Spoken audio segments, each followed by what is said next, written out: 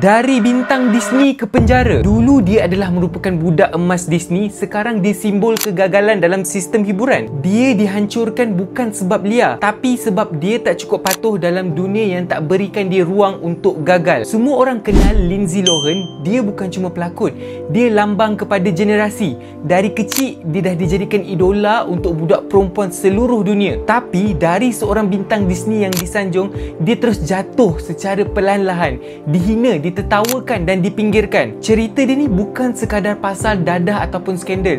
Ini kisah tentang industri yang cipta bintang muda untuk dijual dan dibuang bila dah tak laku lagi. Kalau kita cakap Lindsay Lohan, siapa je yang tak kenal dia? Dia lahir pada 2 Julai 1986. Umur dia masih 3 tahun, dia dah jadi model dan muncul dalam lebih 60 iklan termasuk Jello, Calvin Klein Kids dan Pizza Hut. Masa tahun 1998, Disney ada tawarkan dia watak kembar dekat dalam The Parent Trap, satu watak besar yang memerlukan dua personality.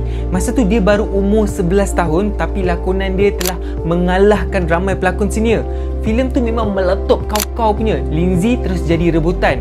Disney tanda tangan kontrak yang panjang dengan dia dan Disney letakkan Lindsay ni sebagai senarai A-list remaja. Kalau korang pernah tengok filem Freaky Friday tahun 2003, dia pernah berlakon